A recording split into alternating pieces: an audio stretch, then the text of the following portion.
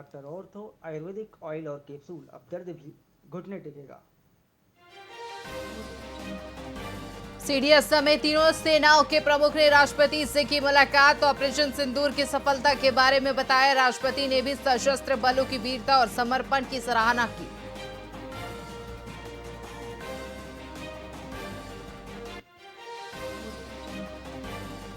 पाकिस्तान ने बीएसएफ के अगवा जवान को छोड़ा। डीजीएमओ लेवल की बातचीत के बाद रिहाई। 20 दिन बाद अटारी वाघा बॉर्डर से लौटे।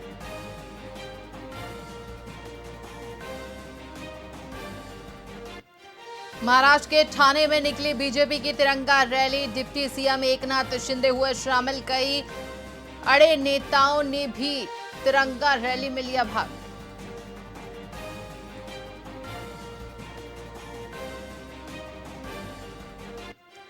भारत के 52वें सीजीआई बने जस्टिस बीआर गवई। राष्ट्रपति ने शपथ दिलाई। 6 महीने का होगा कार्यकाल।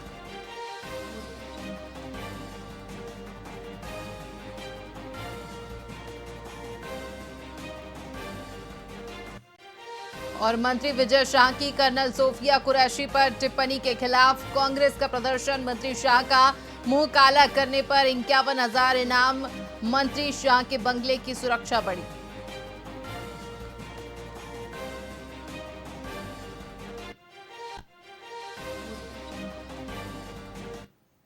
नमस्कार, स्वागत है आपका वीआईपी न्यूज में। मैं हूं आपके साथ आयुषी सोनवानी। रुक करेंगे खबरों की ओर। ऑपरेशन सिंदूर में जवानों के साहस को सलाम करते हुए भाजपा कार्यकर्ताओं ने रक्त की एक बूंद राष्ट्र के नाम अभियान के तहत रक्तदान शिविर का आयोजन किया। भाजपा के पूर्व प्रदेश अध्यक्ष अरुण चतुर्वेदी ने कहा कि ये पहल जवानों के मनोबल को बढ़ाने वाली और राष्ट्रहित की भावना को ओतप्रोत करती है।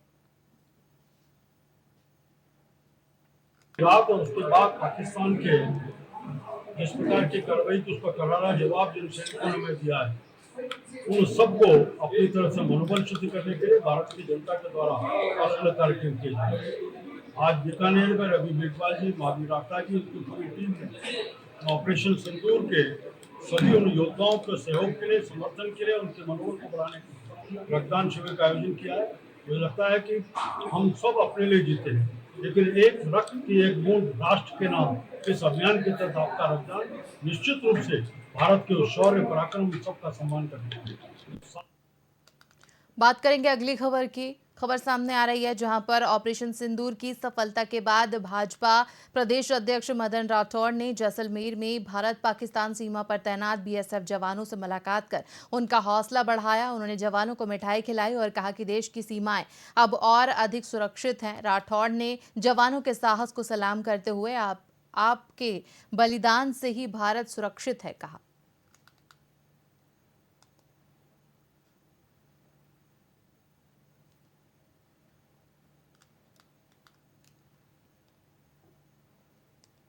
बीकानेर के बेसमेंट में हुए गैस सिलेंडर विस्फोट में 11 लोगों की मौत के बाद नगर निगम प्रशासन हरकत में आ गया है।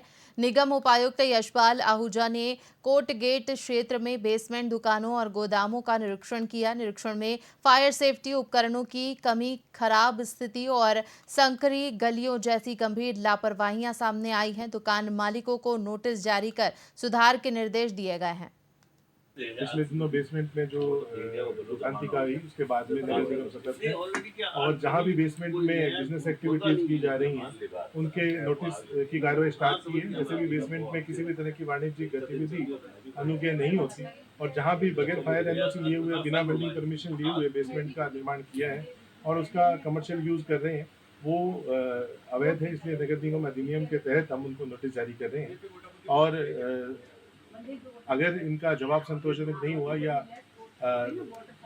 बेसमेंट में अगर कार्य बंद नहीं किया तो इनको सीज करवाने की कार्रवाई की जाएगी। अभी जो तीसरा या चौथा बेसमेंट है तो निश्चित रूप से जो फायर फाइटिंग इक्विपमेंट या तो मिल नहीं रहे, जहाँ मिले, जहाँ एक के पास मिला एक इक्विपमेंट रहा, हालांकि प्रॉपर है या इम्प्रॉपर है, पर उसकी एक्सपायरी डेट भी 2023 थी, यानी 2 साल उसके एक्सपायर हुए भी हो चुके थे।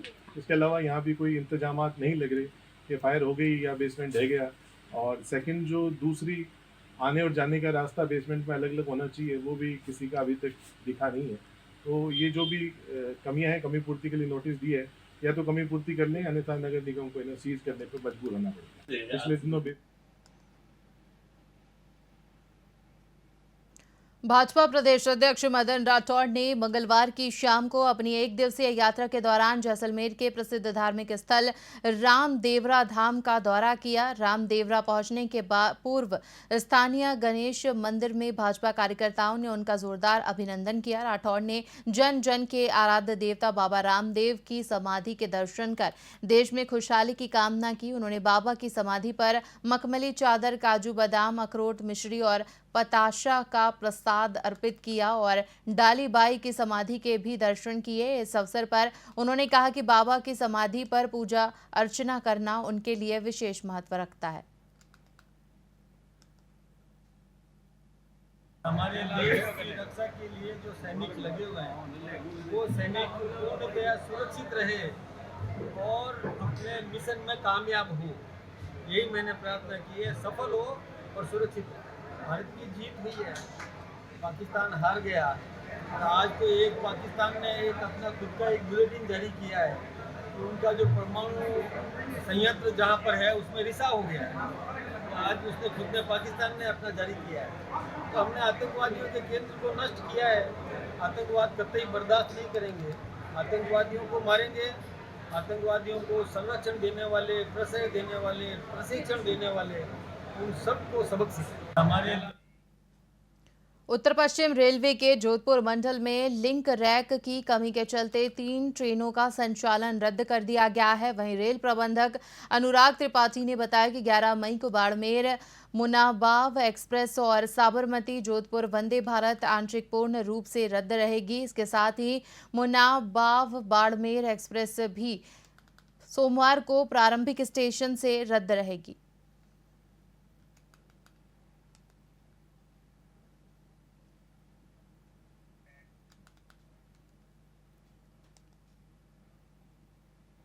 राजस्थान हाईकोर्ट एडवोकेट एसोसिएशन ने जोधपुर के पुराने हाईकोर्ट परिसर में फर्जी वकील भवानी सिंह शुक्ला और उसकी पुत्री को पकड़ा, जो पिछले 10 सालों से अधिवक्ता की ड्रेस पहनकर मुवक्किलों की पैरवी कर रहे थे। वहीं दोनों के पास बार काउंसिल के फर्जी सनद मिली। इस दौरान संगठन के अध्यक्ष रत्ना राम ठोलिया के नेतृत्व में पकड़े गए इन आरोपियों को उधम मंदिर पुलिस को सौंप दिया गया है। साथ ही मामले में एफआईआर दर्ज कर कठोर कार्रवाई की मांग की गई है।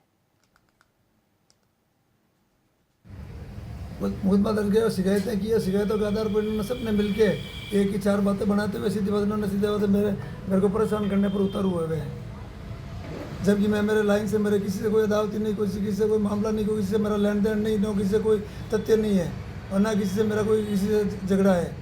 बिगर फालतू मुझे ना भगत से ज़्यादा परेशान करने पर ज़्यादा वकीलों में से मेरे ऊपर लगे हुए हैं। राजस्थान हाईकोर्ट एडवोकेट एसोसिएशन को आज संज्ञान में आया कि इस परिसर में कई ऐसे व्यक्ति हैं जो फर्जी वकील बन के कोर्ट में जाके पैरवी कर रहे हैं और ये एसोसिएशन ने इस मामले को गंभीर से लिया और इसी अभियान के तहत पूर्व में भी हमने एक पूरी में जो एडवोकेट था जिसने वकील का ऑफिस बना रखा था और उसको भी हमने पुलिस को अभी वो सलाह के पीछे है। आज कोर्ट में जब एक भवानी शुक्ला नाम अपने बता रहा है अपना नाम, वो जब कोर्ट में आया तो वकील ने हमें कहा कि वो फर्जी वकील बन के कोर्ट में हाजिर हो रहा है। तो हमने उसको पकड़ के यहाँ बुलाया, पूछताछ की तो उसने अपना वो वकील नहीं है और फर्जी पाया गया। तो हमने फिर उद्यमन थाना से पुलिस को बुला के उसको पुलिस के हवाले किया और आगे भी जो एसोसिएशन या परिसर में जो फर्जी वकील बन के, फर्जी जमानती बन के जो अपना ये जो गलत कार्य कर रहे हैं तो उसको एसोसिएशन उस पर बहुत गंभीर है और आगे ये अभियान के रूप में इसको चलाया जाएगा। मुकदमा दर्ज किया, शिकायतें की, शिकायतों के आधार पर इन्होंने सबने अमृत भारत योजना के तहत पुनर्विकसित राजगढ़ रेलवे स्टेशन का डीआरएम विकास पुरवार सहित वरिष्ठ रेलवे अधिकारियों ने निरीक्षण किया। वहीं लगभग 13.09 करोड़ रुपए की लागत से स्टेशन पर बुकिंग ऑफिस, वेटिंग हॉल और पार्किंग पोर्च और स्टेशन प्रवेश द्वार का कायाकल्प किया गया है। इस दौरान डीआरएम ने बताया कि वेटिंग रूम को एयरपोर्ट जैसी सुविधाओं के साथ अगले 50 से 60 सालों को ध्यान में रखकर तैयार किया गया है। स्टेशन का जल्द ही प्रधानमंत्री की ओर से उद्घाटन किया जाएगा। साथ ही यात्रियों और सामाजिक संगठनों से संवाद कर यात्री गाड़ियों के ठहराव और शेल्टर की मांगों पर विचार किया जाएगा। राजगढ़ स्टेशन का निरीक्षण करने आज मैं आया हूँ यहाँ पे और मुझे देख के बड़ी प्रसन्नता हो रही है कि हमारे डिवीजन की टीम ने राजगढ़ स्टेशन पे बहुत अच्छा कार्य किया है।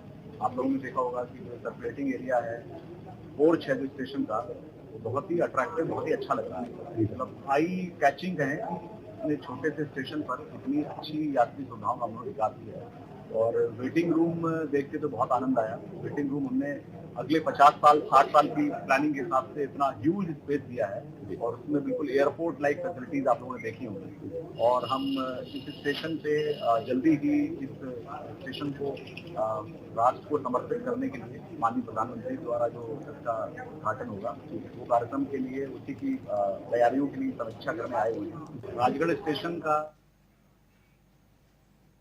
भारत पाक पराक्रम अभियान ऑपरेशन सिंदूर में भारत की सफलता के उपलक्ष्य में भाजपा ने देश भर में तिरंगा यात्रा निकालने का निर्णय लिया है।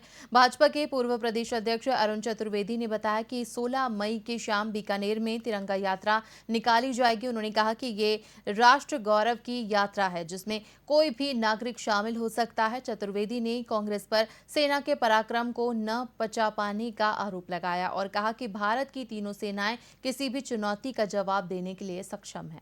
हमला करके 26 लोगों को मारा, उसके बाद सारे देश में गुस्सा था। 7 मई को प्रधानमंत्री जी ने कहा था भारत की सेना सक्षम है, करारा जवाब देगी। भारत की सेना ने रणनीतिक कौशल दिखाते हुए 7 मई को पाकिस्तान के 9 आतंकवादी कैंपों को तबाह किया।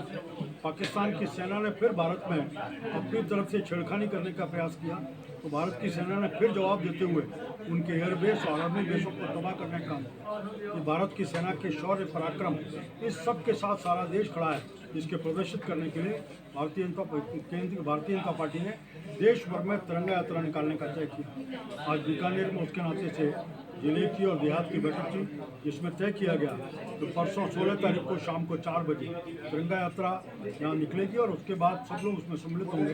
ये यात्रा कहीं भी पार्टी के बैनर पर नहीं होगी, पार्टी के नारे नहीं होंगे, पार्टी का अगर अशोक गहलोत जी कह रहे हैं आप ट्रम्प ने किया जो भी किया, ये तो कांग्रेस का दुर्भाग्य है कि जब एयर स्ट्राइक और सर्जिकल स्ट्राइक होती है तो वो सबूत मांगते हैं कि कहाँ स्थिति, कितने लोग मारे गए, कितने टैंक। और अब भी जब भारत की सेनाओं ने परिश्रम दिखाते हुए अपने रणनीतिक कौशल के आधार पर उनके सब कैंपों को तबाह किया तो कांग्रेस को पच नहीं रहा।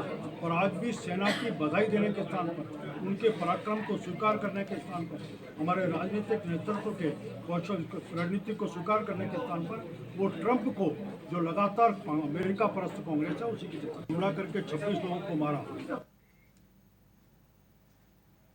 पूर्व केंद्रीय कृषि राज्य मंत्री कैलाश चौधरी सड़क मार्ग से जैसलमेर पहुंचे। भाजपा कार्यकर्ताओं ने उनका भव्य स्वागत किया। वहीं मीडिया से बातचीत में उन्होंने कहा कि ऑपरेशन सिंदूर को फिलहाल पाकिस्तान के डीजीएमओ की गुहार पर रोका गया है, लेकिन ये अभियान जारी रहेगा। साथ ही चौधरी ने कहा कि यदि पाकिस्तान कोई नापाक हरकत करता है तो भारत ईंट का जवाब पत्थर से देने के लिए तैयार है। उन्होंने भारतीय सेनाओं के शौर्य की सराहना की और सीमावर्ती जनता के जज्बे को भी सलाम किया।